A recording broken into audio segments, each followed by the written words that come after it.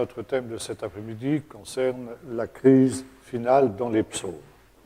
Qu'est-ce que nous entendons? D'abord, première question, qu'est-ce que nous entendons quand nous parlons de crise finale?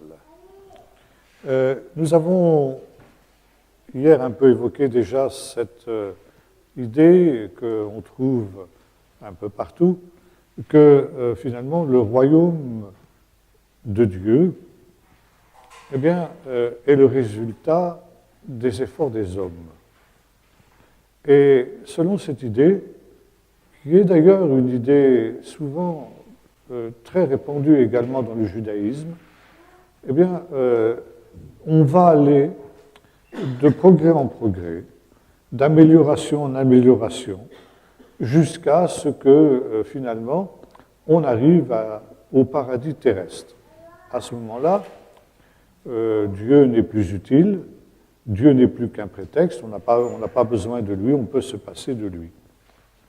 Or, la Bible nous enseigne quelque chose de tout à fait différent, que le royaume de Dieu, il vient non pas justement dans la paix, dans l'harmonie, mais au contraire dans une crise douloureuse, une crise qui est semblable à la naissance d'un enfant, les souffrances d'une femme qui donne naissance à un enfant.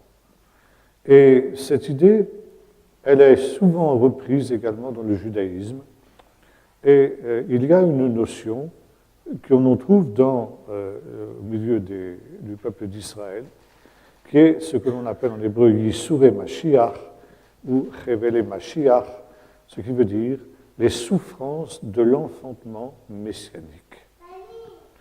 Le royaume messianique vient dans un enfantement douloureux.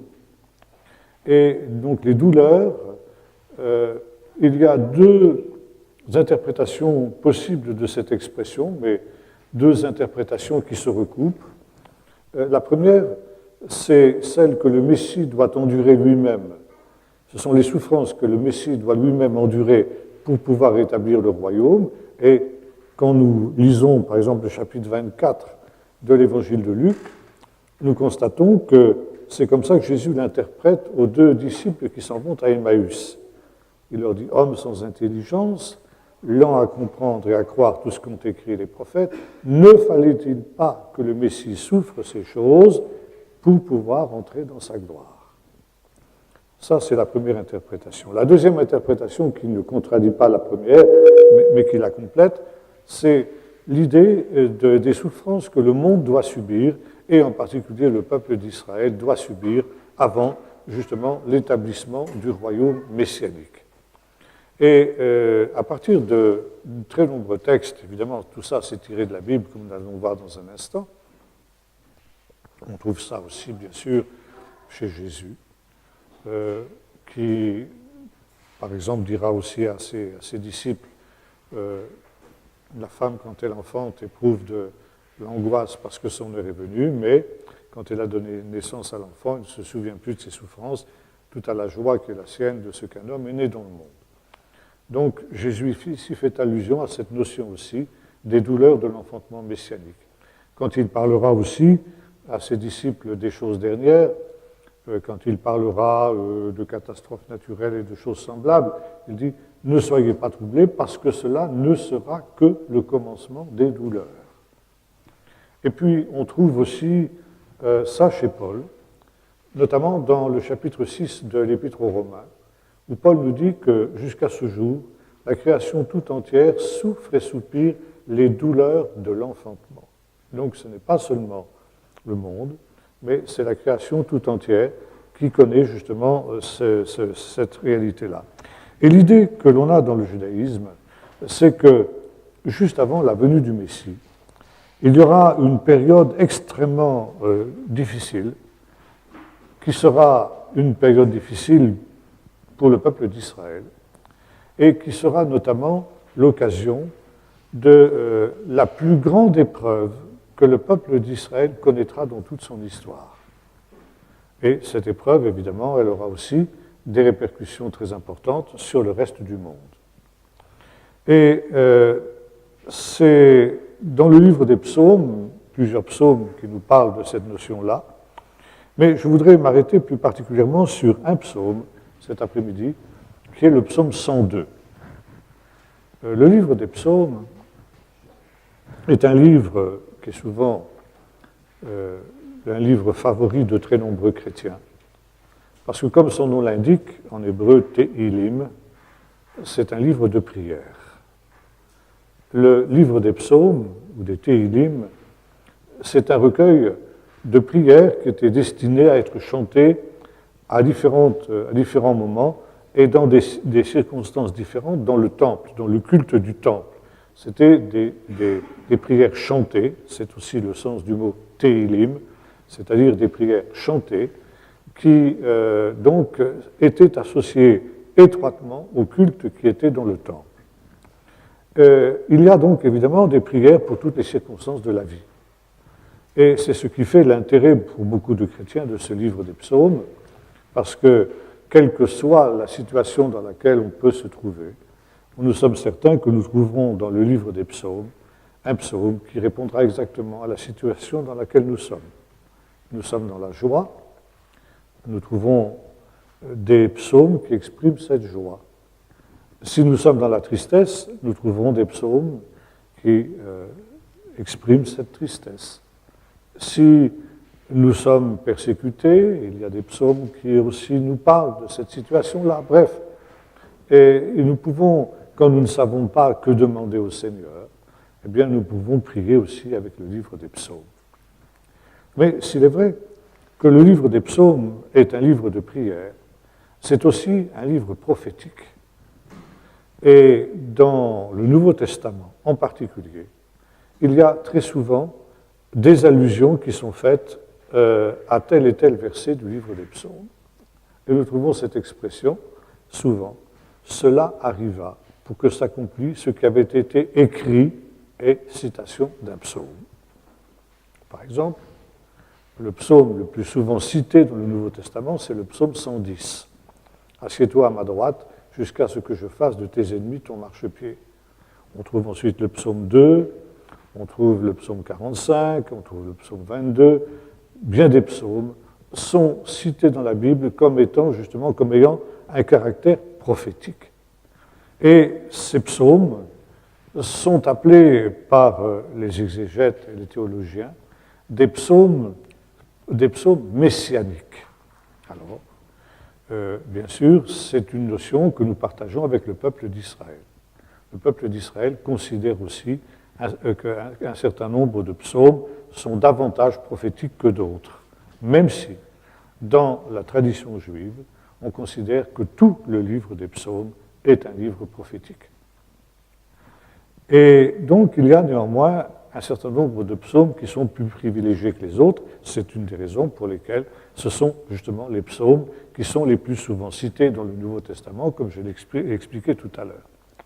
Il y a un psaume qui n'est pas considéré comme messianique par les chrétiens, mais qui l'est par les juifs. C'est justement le psaume 102, ce psaume que nous allons lire maintenant. Prière d'un malheureux lorsqu'il est abattu et qu'il présente sa requête devant l'Éternel. Éternel, écoute ma prière et que mon cri parvienne jusqu'à toi. Ne me cache pas ta face au jour de ma détresse, tends vers toi ton oreille au jour où je crie, hâte-toi de me répondre, car mes jours s'évanouissent en fumée et mes os sont enflammés comme un tison. Mon cœur est frappé et se dessèche comme l'herbe, j'oublie même de manger mon pain. Mes gémissements sont tels que mes os s'attachent à ma chair, je ressemble au pélican du désert, je suis comme le chat huant des ruines, je veille et je suis comme l'oiseau solitaire sur un toit. Tous les jours mes ennemis me déshonorent et c'est par moi que jurent mes adversaires frénétiques. Je mange de la cendre au lieu de pain et je mêle mes larmes à ma boisson à cause de ta fureur et de ton indignation, car tu m'as soulevé et jeté au loin. Mes jours sont comme l'ombre qui s'étend, je me dessèche comme l'herbe. Mais toi, Seigneur, tu sièges à perpétuité, et ton souvenir dure de génération en génération. Tu te lèveras, tu auras compassion de Sion, car le temps de lui faire grâce, le temps fixé est arrivé. Car tes serviteurs en affectionnent les pierres, ils prennent en pitié sa poussière. Alors les nations craindront le nom de l'Éternel, et tous les rois de la terre ta gloire. Oui, l'Éternel rebâtit Sion, il se montre dans sa gloire.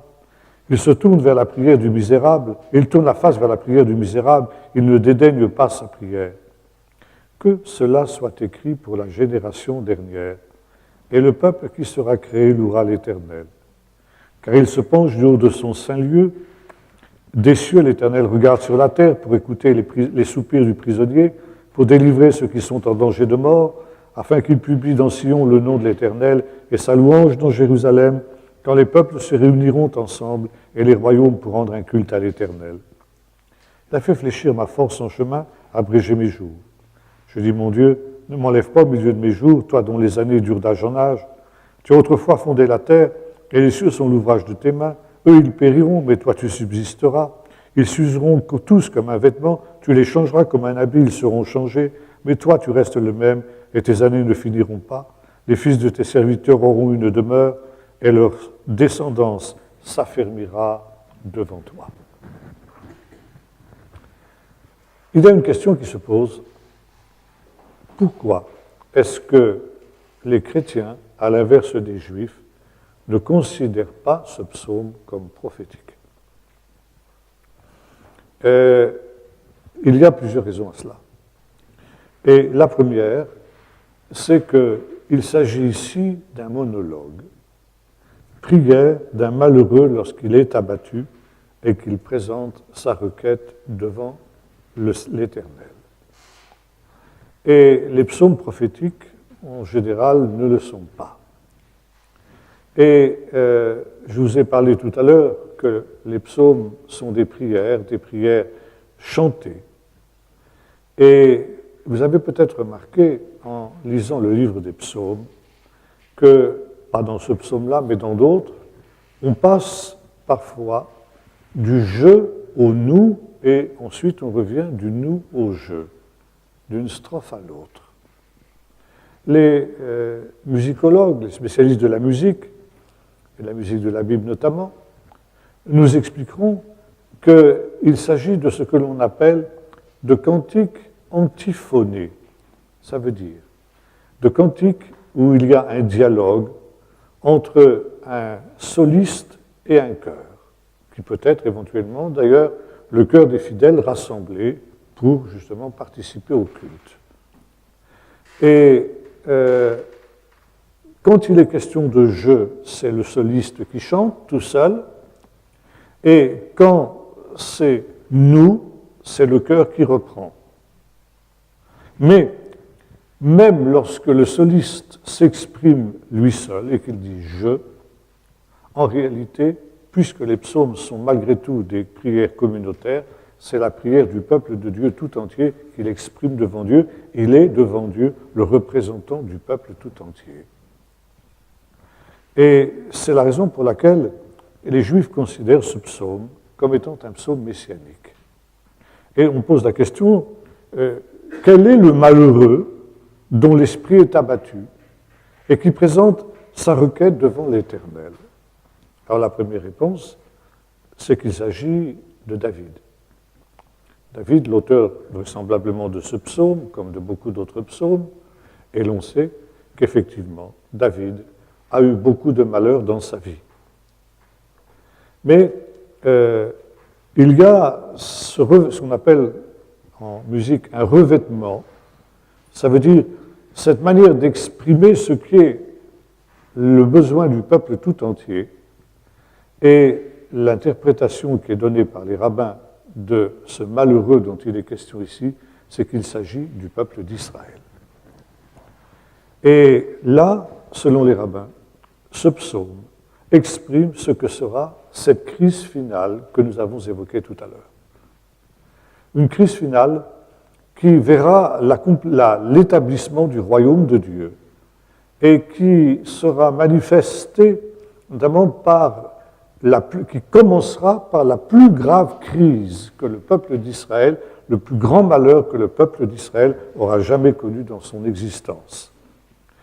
Et on saura que l'on est dans cette période finale quand précisément, eh bien, ce malheur unique, comme il n'y en a jamais eu dans l'histoire d'Israël, l'aura atteint.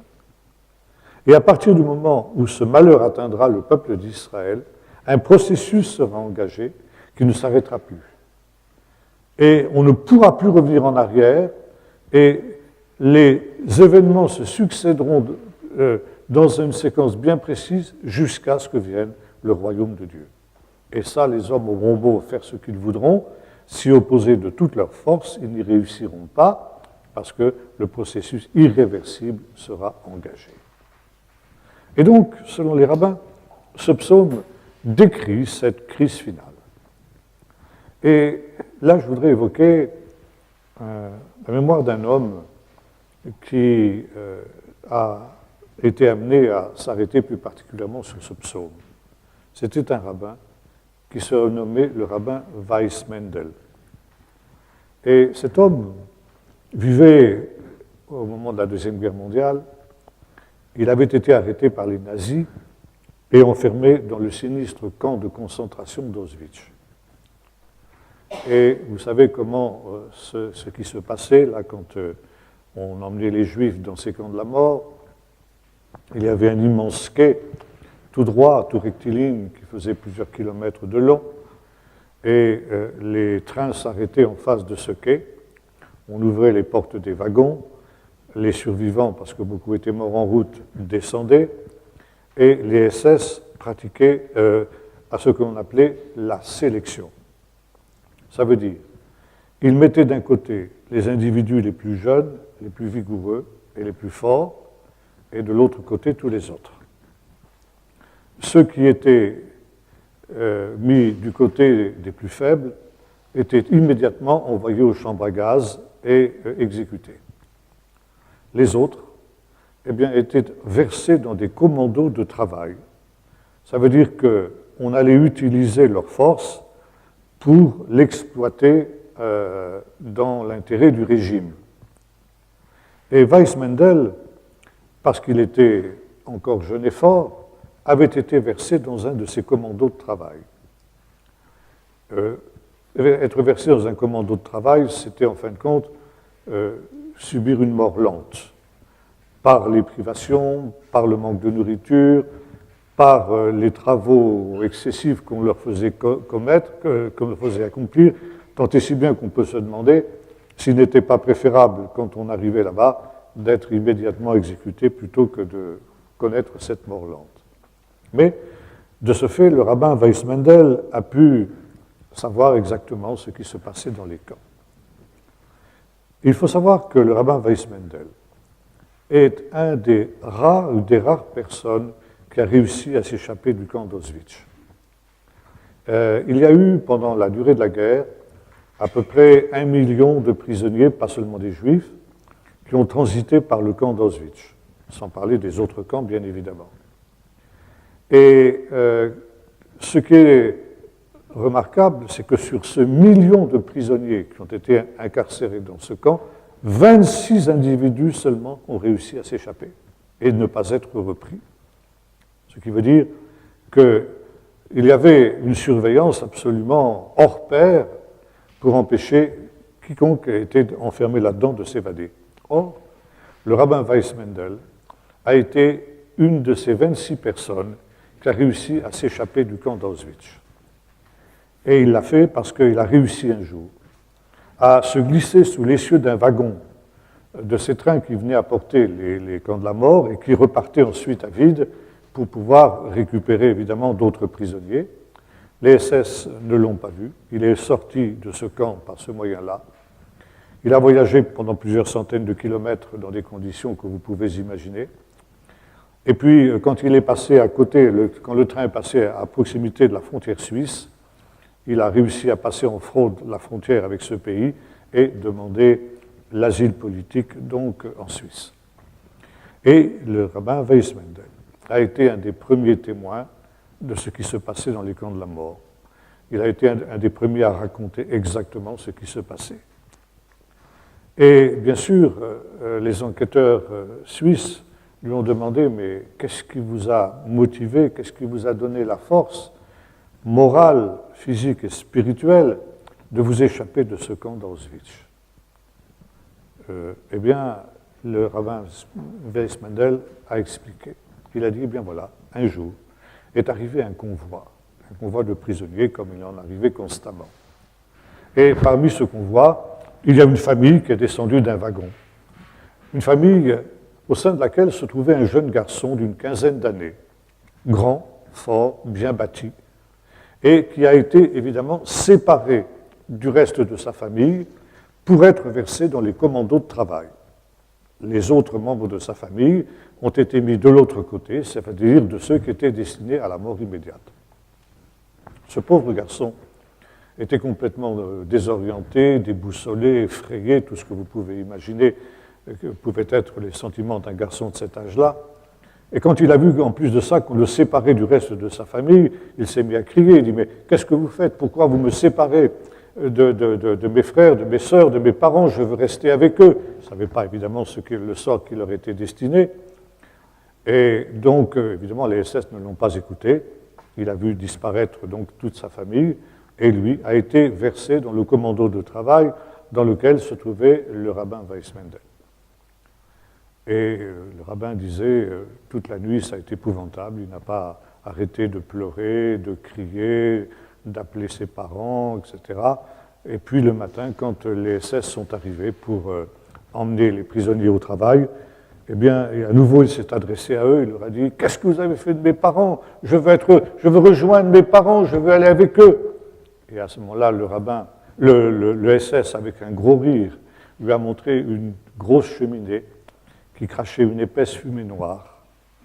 Il leur a dit « Tes parents, regarde, ils sont en train de sortir par cette cheminée. » Et le rabbin Weissmendel a dit « Quand j'ai entendu ça, je me suis rappelé de ce verset 4 de ce psaume.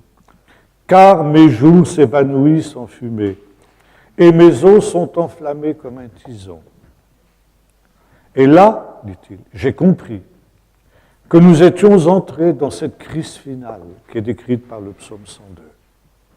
J'ai compris que ce que nous étions en train de vivre, cette Shoah, était la première étape de cette crise finale qui devait aboutir à l'établissement du royaume de Dieu. Et à ce moment-là, j'ai pris la décision de tout faire pour m'échapper de cet enfer, pour pouvoir voir l'établissement du royaume de Dieu. Malheureusement, il n'a pas eu l'occasion de voir son rêve se réaliser parce qu'il avait subi dans le camp d'Auschwitz de telles privations que malgré tous les soins qui lui ont été prodigués en Suisse, il a fini par mourir peu de temps après. Mais ce qui est intéressant, c'est l'exégèse, c'est l'explication qu'il a donnée de ce texte-là. Et notamment, il nous est dit au verset 13 ceci, après avoir décrit donc la détresse du peuple juif, la détresse du peuple d'Israël pendant ce temps de la Shoah, « Mais toi, Éternel, tu sièges à perpétuité, et ton souvenir dure de génération en génération. Tu te lèveras, tu auras compassion de Sion, car le temps de lui faire grâce, le temps fixé est arrivé. » Et là, c'est un mot très intéressant, c'est le mot « moed ». Le temps a pointé, le rendez-vous de Dieu. Il y a un temps pour la rédemption de Sion. Et voyez-vous, notre psaume ici fait une liaison entre ce temps de la rédemption de Sion et par conséquent du retour des exilés, eh bien, il le met en relation avec la Shoah. Quand aura lieu la Shoah, alors ce sera le signe que le temps de la rédemption de Sion, le temps du retour à Sion, le temps du rétablissement de l'État d'Israël, on aurait dit à l'époque du royaume d'Israël, est arrivé. Et c'est ce qu'avait compris le rabbin Weissmendel. Il avait compris que puisque maintenant le peuple juif était dans cette terrible situation, alors la prochaine étape, ce serait la rédemption de Sion. Voyez-vous, depuis toujours, c'est-à-dire depuis la destruction du Temple en 70 après Jésus-Christ, les Juifs n'ont jamais cessé d'attendre le retour à Sion. Et partout où il y a des Juifs, il y a, dans le monde entier, de ça depuis 2000 ans, la prière du matin, qu'on appelle Shrarit, comporte la demande suivante. Sonne le grand chauffard de notre rédemption. Rassemble-nous dans Jérusalem, ta ville sainte, des quatre extrémités de la terre. Rebâtis le temple de notre temps, dans le courant de notre vie, et envoie le Messie, notre justice. Et le peuple d'Israël, à plusieurs reprises, a pensé que le temps était venu de revenir à Sion. Et il y a eu plusieurs tentatives de retour à Sion qui ont jalonné l'histoire. Et finalement, toutes ces tentatives-là ont échoué. Pourquoi ? Parce que le temps fixé, comme le dit ici notre texte, n'était pas arrivé. Et je voudrais ici évoquer l'histoire d'un homme qui est un petit peu le symbole de cette tentative du peuple d'Israël de revenir dans son pays depuis le début de l'exil, auquel justement il est question, car tes serviteurs, verset 15, car tes serviteurs en affectionnent les pierres, ils prennent en pitié sa poussière. Cet homme, c'était un médecin juif espagnol qui se nommait Yehuda Levi. Et il vivait au XIIIe siècle de notre ère, en Espagne, et il était un médecin extrêmement célèbre. Vous savez, la médecine a toujours été un peu une spécialité juive. Jusqu'à nos jours, beaucoup de grands patrons, de grands médecins sont des juifs. Pourquoi ? Parce que pratiquer la médecine pour les juifs, c'est une manière de mettre en pratique le deuxième commandement, tu aimeras ton prochain comme toi-même.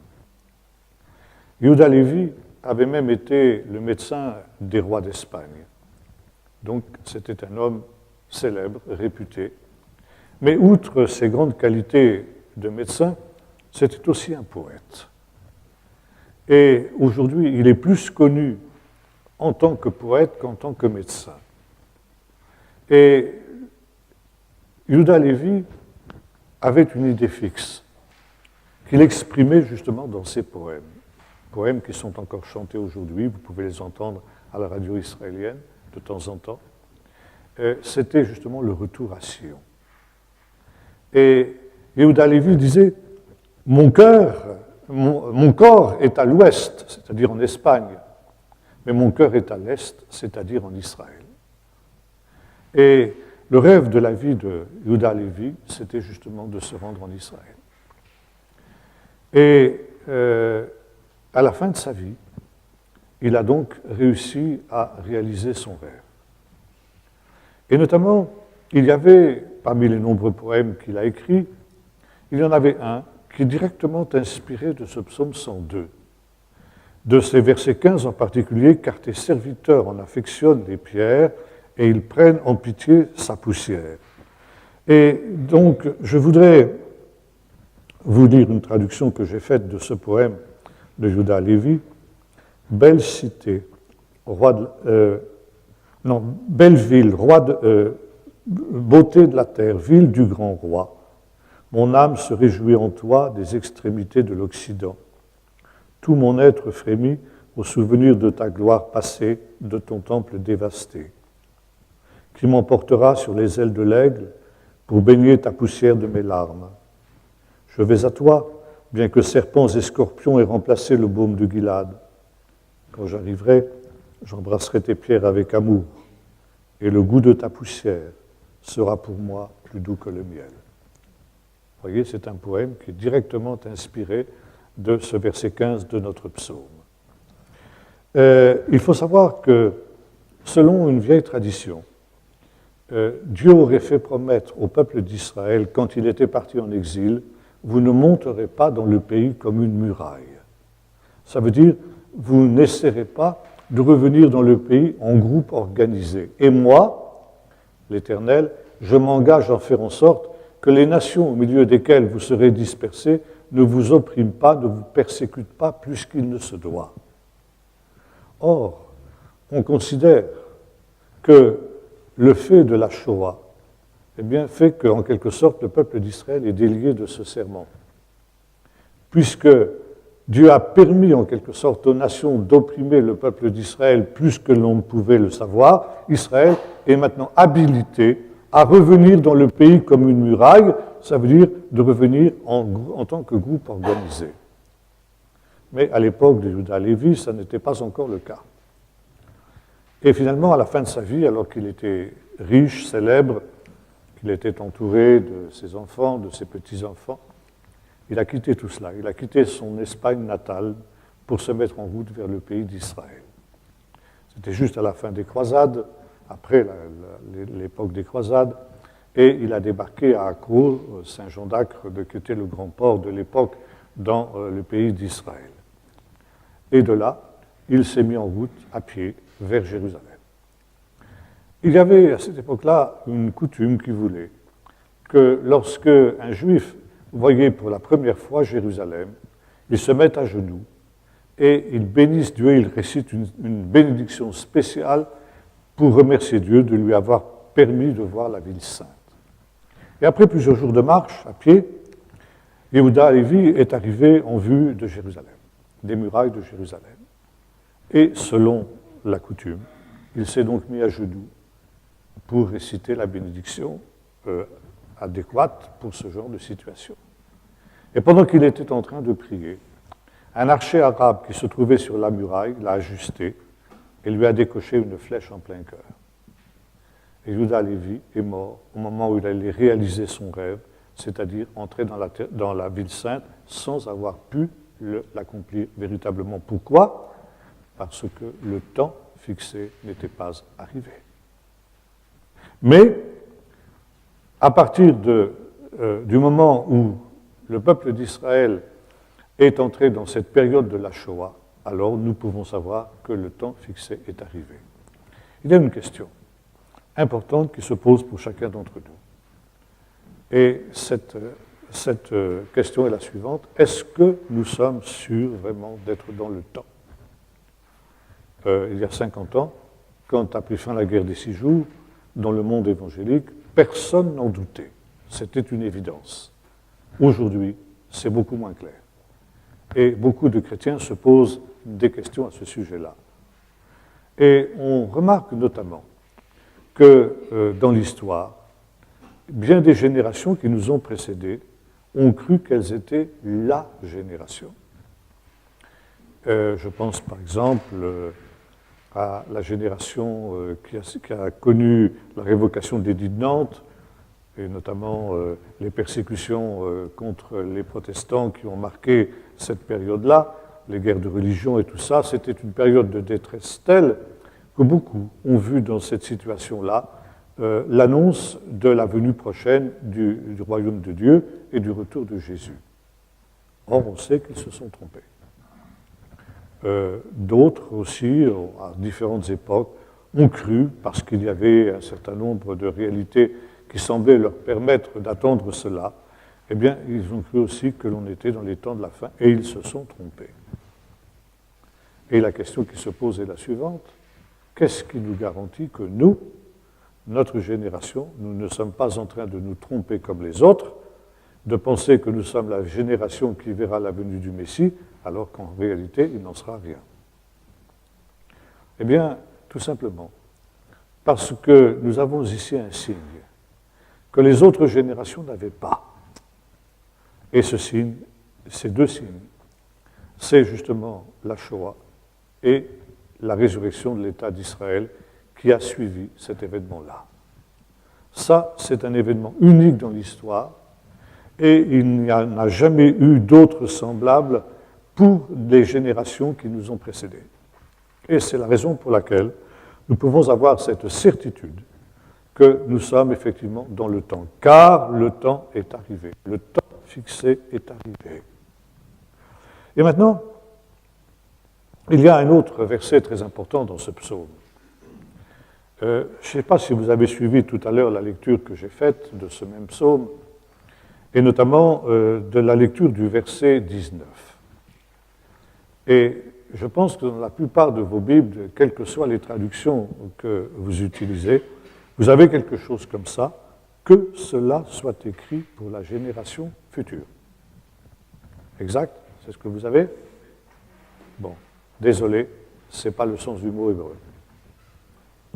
Et là, ça fait partie justement de la méconnaissance que les chrétiens ont de la réalité profonde de ce psaume et de son caractère messianique.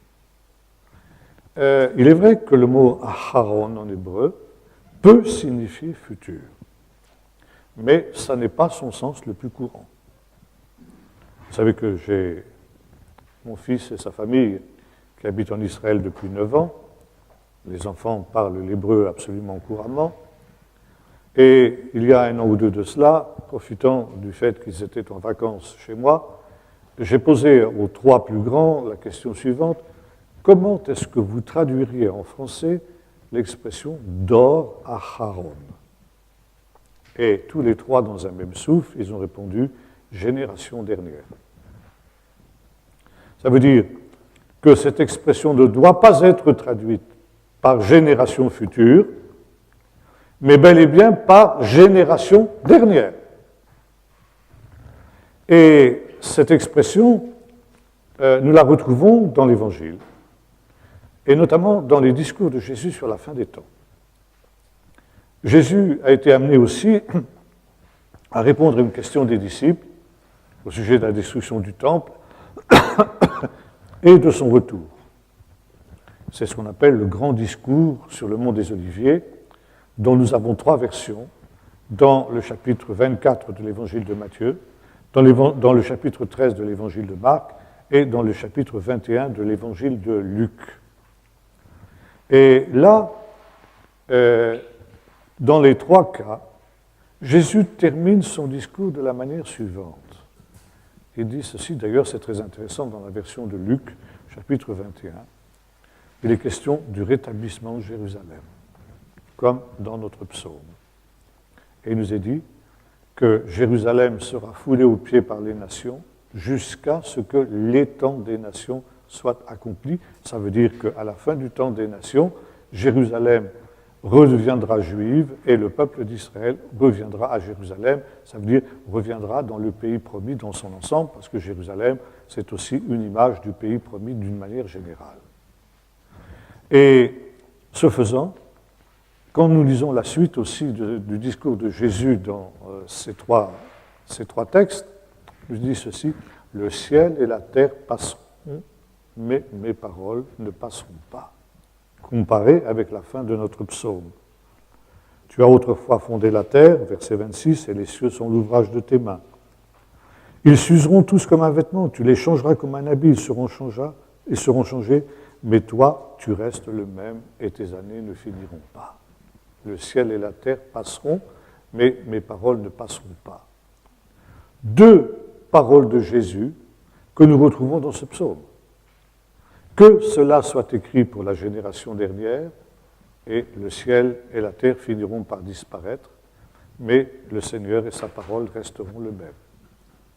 Il est parfaitement clair que quand il donne ses discours sur la fin des temps, Jésus se réfère à ce psaume-là.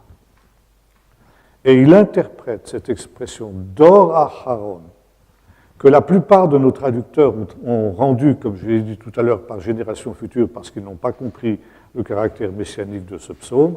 Jésus l'avait compris et il interprète ce psaume exactement comme le font les Juifs de nos jours, ça veut dire comme étant un psaume messianique. Et par conséquent, Jésus nous dit ceci: ce psaume a été écrit, en réalité, pour cette génération dernière.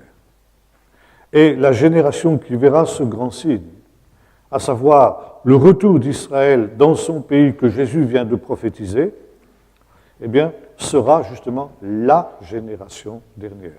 Cette génération ne passera pas que tout cela n'arrive. Le ciel et la terre passeront, mais mes paroles ne passeront pas. Alors, arrivé à ce stade, je sais que vous allez me poser une question. Alors je vais vous y répondre, ça vous évitera de la poser. Cette question est la suivante: une génération, c'est combien de temps? Parce que nous sommes ainsi faits les uns les autres que nous voulons toujours donner des dates. Je ne sais pas si vous savez que Jésus est déjà revenu le 23 septembre dernier. Il a enlevé son église. Mais vous n'étiez pas de cela, moi non plus. On était trop... Comment on n'était pas assez sain pour ça, c'est vraisemblablement. Bon, alors vous voyez bien ici que faire des calculs de ce type-là, c'est totalement stupide. Mais on est toujours tenté de le faire. Il y avait déjà eu, 2 ans auparavant, en 2015, des gens qui nous avaient aussi annoncé que, je ne me souviens plus quelle date de septembre aussi, Jésus allait revenir. Bon, il manifeste que ces gens-là se sont trompés. Ça ne fait rien.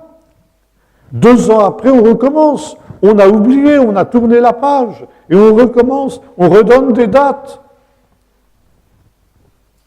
Mais Jésus nous a dit, personne ne connaît ni jour ni l'heure. Et il viendra comme un voleur dans la nuit. Et par conséquent, on est toujours tenté, même si nous savons bien que nous n'avons pas à calculer de date, nous sommes toujours tentés de faire malgré tout des calculs. Donc cette génération ne passera pas que tout cela n'arrive. Une génération, c'est combien? 25 ans, 40 ans, disent certains, 80 ans, disent d'autres. En fait, il faut savoir que là aussi, il y a un problème de traduction à partir de l'hébreu. Dor ne signifie pas forcément en hébreu génération telle que nous l'entendons. Il y a un autre mot pour désigner ça, c'est le mot toldot en hébreu, et le mot dor signifie littéralement un cercle. Des gens qui s'assemblent pour faire un cercle et pour écouter, par exemple, l'enseignement des anciens le soir dans des espèces de veillées qu'il y a encore aujourd'hui dans certains campements bédouins. Et ce cercle représente donc un rassemblement, des gens qui sont ensemble. C'est ça que signifie le mot dor en hébreu. Éventuellement, des gens qui vivent ensemble dans le même temps, qui sont donc, si vous voulez, contemporains, d'où l'expression qu'on peut traduire aussi par génération. Mais ce que recouvre le mot dor, c'est tous ceux qui vivent en même temps ensemble dans un même temps. Ça veut dire au moins 4 générations. Ça veut dire les arrière-grands-parents, les grands-parents, les parents et les enfants. Si bien qu'on ne peut pas donner de durée à cette notion de la génération. Mais nous savons une chose en tout cas, c'est que ça ne durera plus des siècles. Ça, c'est une certitude. Et Jésus aussi, dans les discours sur la fin des temps, qui sont en réalité, comme nous l'avons vu tout à l'heure, un résumé, disons, et un commentaire de ce texte du psaume 102, nous dit, il donne une parabole du figuier. Il dit, tirez instruction de la parabole du figuier, nous dit Jésus. Regardez le figuier, un autre texte nous dit, et tous les arbres. Je vais expliquer tout à l'heure cette nuance. Dès que ces branches deviennent tendres, vous savez en vous-même que l'été est proche. De même, vous aussi, quand vous verrez ces choses arriver, c'est-à-dire ce qu'il vient d'exposer, à savoir la résurrection de Jérusalem, en nous disant, aussitôt après ces jours-là, eh bien, on verra le Fils de l'homme venir sur les nuées du ciel avec beaucoup de puissance et de gloire. Donc, tirez instruction du figuier de tous les arbres, dès que ces branches deviennent tendres, vous savez en vous-même que l'été est proche. De même, vous aussi, quand vous verrez ces choses arriver, sachez que le Fils de l'homme est proche et à la porte. Alors, pour comprendre, alors d'abord je voudrais parler justement du figuier. Pourquoi Jésus prend-il le figuier comme exemple? Mais en même temps, dans un autre texte, il nous dit tous les arbres. Tout simplement à cause d'un texte que nous trouvons dans le livre du Cantique des Cantiques, où il nous est dit l'hiver est parti, la pluie a cessé, et le figuier fleurit et les arbres sont tout en fleurs. Le figuier n'est pas à proprement parler le premier arbre qui fleurisse à la fin de l'hiver en Israël. Ce premier arbre, c'est l'amandier. Mais le figuier est cité dans le Cantique des Cantiques, et le Cantique, à l'époque de Jésus, était considéré comme une parabole de la venue du Messie au dernier jour. Et en même temps, c'est une scène qui se déroule à l'époque du printemps, donc d'où justement l'hiver est parti, la pluie a cessé, etc. Et donc les arbres sont en fleurs, les arbres sont tout en fleurs, entre autres justement le figuier. Maintenant, il faut savoir, pour comprendre cette parabole, qu'en Israël, nous avons 2 saisons seulement, l'hiver et l'été. En Europe, nous avons 4 saisons, mais en Israël, nous n'en avons que 2, l'hiver et l'été. Et l'on passe de l'hiver à l'été par un très très court printemps, qui va durer de quelques jours à quelques semaines. De telle manière que d'une année sur l'autre, nous ne pouvons pas savoir combien de temps va durer le printemps. Une année, j'ai pu voir le printemps arriver en 3 jours. Nous avions eu de la neige à Jérusalem, c'est quelque chose qui n'est pas fréquent, mais qui n'est pas non plus exceptionnel. Et Jérusalem est située à près de 800 mètres d'altitude, donc l'hiver, il peut y faire froid, il peut y geler, et éventuellement, il peut aussi y avoir de la neige. Donc nous avions eu de la neige cette année-là. C'était exactement 50 ans, c'était en 1967. Et en 3 jours, l'été est arrivé. Alors que nous étions à grelotter au coin du feu, 3 jours après, j'étais sur ma terrasse, en manche de chemise, en train de travailler. Et il n'y a plus, l'hiver était complètement achevé, terminé. Il y a quelques années de cela, j'étais allé visiter mon fils dans le désert, à Nitzana, et c'était au mois de mai. Logiquement, au mois de mai, c'est déjà le plein été. Or, chose exceptionnelle, on avait eu cette année-là un très très long printemps qui avait duré plusieurs semaines, de telle sorte que quand je suis arrivé donc au début mai dans cette région, il y avait encore des fleurs dans le désert. Logiquement, à cette époque-là, c'est terminé. Ce qui veut dire que pour pouvoir ajuster ses travaux au rythme des saisons, l'agriculteur en Israël n'a aucun point de repère, si ce n'est la floraison des arbres. Et par conséquent, pour pouvoir adapter ses travaux, il doit obligatoirement regarder cette floraison des arbres. Et là, eh bien, il va savoir, quand les premiers arbres vont commencer à bourgeonner, que, comme le dit Jésus, l'été est proche.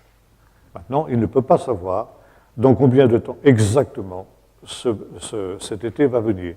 Mais en tout cas, il sait une chose, ça peut durer plusieurs semaines, mais ça ne durera plus des mois.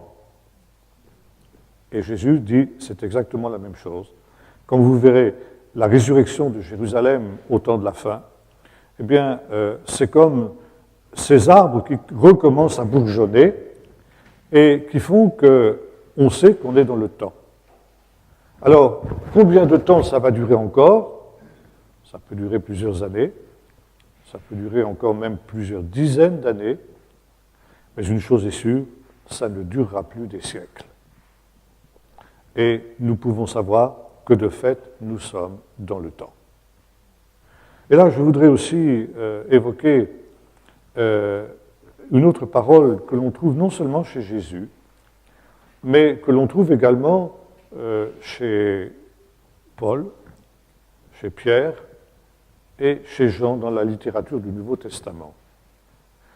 À plusieurs reprises, il nous est dit que la venue du Seigneur sera comme celle d'un voleur dans la nuit. Le fait que, comme le notait mon professeur du Nouveau Testament quand j'étais à Jérusalem, le fait que tant d'auteurs différents, tous les auteurs pratiquement du Nouveau Testament évoquent cette parole de Jésus, montre que c'était une des paroles fondamentales pour l'Église ancienne et que c'était quelque chose qui faisait partie de la catéchèse que l'on enseignait à tous les nouveaux convertis, à savoir qu'ils se tiennent prêts parce que le Seigneur allait venir comme un voleur dans la nuit. Et voyez-vous, ce qui est très intéressant, justement, c'est que de ce fait, il est absolument impossible de calculer la moindre date. Et Jésus veut nous dire une chose, qui est reprise d'ailleurs par Paul dans les Épîtres aux Thessaloniciens, c'est que sa venue sera une surprise pour tout le monde. Vous trouvez ça aussi dans la parabole des 10 vierges. Les 10 vierges, elles sont toutes surprises quand l'époux vient. Elles ne s'y attendaient plus du tout, tellement que toutes elles dormaient. Et quand l'époux vient, elles sont toutes surprises. Les 10, les sages comme les folles. Et ce qui fait la différence, c'est qu'il y en a qui sont prêtes et les autres qui ne le sont pas. Et la conclusion de Jésus est celle-ci, veillez donc et priez en tout temps, puisque vous ne connaissez ni le jour ni l'heure.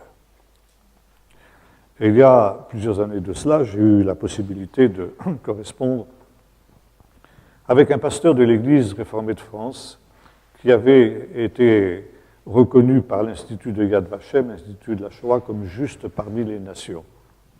C'est-à-dire que l'État d'Israël considère que tout non-juif qui, pendant la Deuxième Guerre mondiale, a sauvé ne serait-ce qu'un seul juif au péril de sa vie, est considéré comme un juste parmi les nations. On lui remet une médaille de la part du gouvernement israélien. Il est invité aux frais du gouvernement israélien à venir planter un arbre dans ce qu'on appelle l'allée des Justes, dans cet institut de la Shoah à Jérusalem. Bref, il est honoré de mille manières par le gouvernement israélien. Et ce pasteur, donc, faisait partie de ces justes des nations parce que, pendant la guerre, il avait pour coutume d'aller la nuit cambrioler les commandantures allemandes, au péril de sa vie bien sûr, pour voler des vrais papiers, pour faire des faux papiers pour les Juifs. Et il a pu sauver ainsi un nombre assez important de Juifs grâce à cette technique-là. Et il me disait ceci, pour cela, j'ai dû apprendre toutes les techniques des cambrioleurs. Et comme tout cambrioleur qui se respecte, si j'ose dire, je sais qu'il y a une certaine heure de la nuit à laquelle il faut arriver chez les gens où l'on est sûr de trouver tout le monde assoupi. Il dit, j'ai toujours respecté cette règle, je n'ai jamais eu de problème, et j'ai toujours trouvé toutes les sentinelles allemandes endormies. Cette heure, disait-il, je ne vous la dirai pas, parce que ça pourrait donner des idées à certains.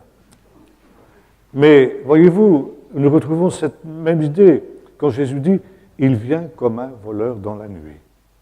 Ça veut dire à cette heure fatidique où personne ne s'y attendra, ce sera une surprise pour tout le monde. Et voyez-vous, là aussi, ce que Jésus veut enseigner, et ce que nous retrouvons aussi dans notre psaume, c'est que, eh bien, ce n'est pas au dernier moment qu'il faudra se préparer, parce que quand le dernier moment sera arrivé, ce sera déjà trop tard. Quand les vierges folles reviennent avec de l'huile qu'elles ont achetée, la porte est fermée et elles restent dehors. Et voyez-vous, je crois que ce que le Seigneur veut nous enseigner, c'est exactement la même chose. C'est aujourd'hui qu'il faut se préparer. Alors vous allez me dire, mais c'est quoi l'huile? Souvent, on a l'habitude de comparer l'huile avec le Saint-Esprit. Bon, c'est vrai que dans certains cas, dans la Bible, l'huile est un symbole du Saint-Esprit. Mais je ne crois pas que dans la parabole des 10 vierges, ce soit le cas. Jésus ne nous dit d'ailleurs pas ce qu'est l'huile dans cette parabole-là. Mais l'huile, c'est tout simplement le fait d'être prêt. Alors, qu'est-ce que c'est être prêt? Bon, ça, c'est autre chose. Mais disons, c'est ça. C'est maintenant qu'il faut se préparer. C'est maintenant qu'il faut ôter de sa vie ce qui ne plaît pas au Seigneur. C'est maintenant qu'il s'agit de se mettre à l'œuvre pour le royaume de Dieu, d'être trouvé à l'œuvre, de construire sa vie, comme dira l'apôtre Paul aussi dans la première épître aux Corinthiens, chapitre 2, avec de l'or, de l'argent, des perles et des matériaux précieux, c'est-à-dire construire une vie qui soit digne du Seigneur et qui fasse qu'il nous trouve à l'œuvre quand il reviendra.